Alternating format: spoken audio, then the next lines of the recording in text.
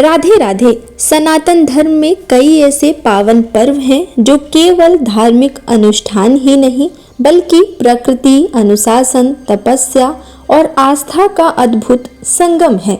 इन्हीं में से एक है छठ महापर्व। यह पर्व भगवान सूर्य देव और छठी मैया की आराधना का सबसे पवित्र और कठिन व्रत माना जाता है। हर वर्ष करोड़ों श्रद्धालु इस महापर्व को पूरे नियम, संयम और श्रद्धा के साथ मनाते हैं।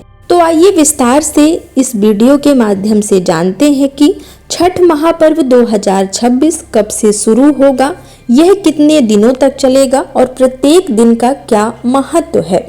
सबसे पहले जानते हैं कि छठ महापर्व 2026 में कब से शुरू होगा।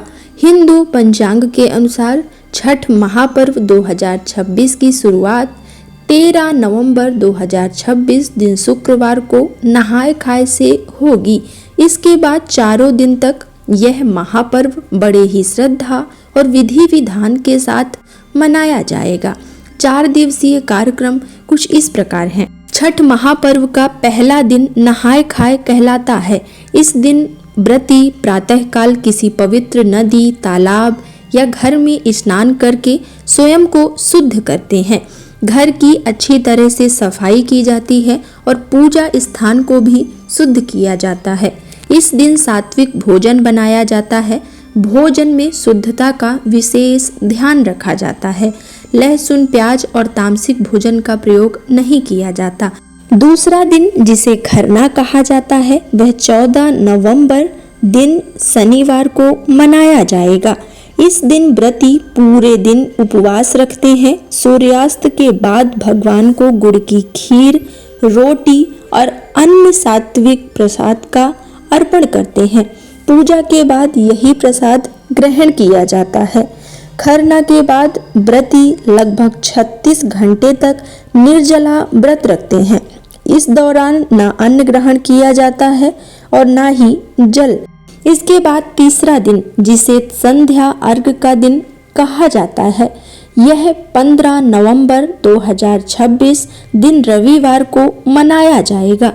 तीसरे दिन पूरा वातावरण भक्ति और श्रद्धा से भर जाता है। श्रद्धालु नदी, तालाब या घाट पर एकत्र होकर अस्त होते हुए सूर्य को अर्घ देते हैं।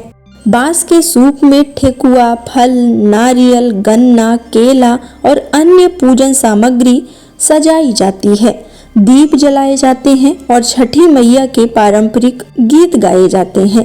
चौथा दिन जिसे उषा अर्घ कहा जाता है, यह 16 नवंबर दिन सोमवार को मनाया जाएगा।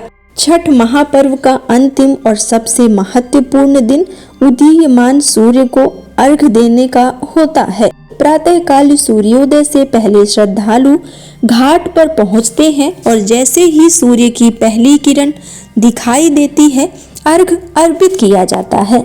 इसके बाद छठी मैया से परिवार की सुख, समृद्धि, स्वास्थ्य और मंगल की कामना की जाती है। फिर व्रती प्रसाद ग्रहण करके अपना व्रत पूर्ण करते हैं। छठ महापर्व की सबसे बड़ी विशेषता इसकी स्वच्छता और पवित्रता है। पूजा में उपयोग होने वाली प्रत्येक वस्तु शुद्ध रखी जाती है। घर, रसोई, पूजा स्थल और घाट की साफ सफाई का विशेष ध्यान दिया जाता है।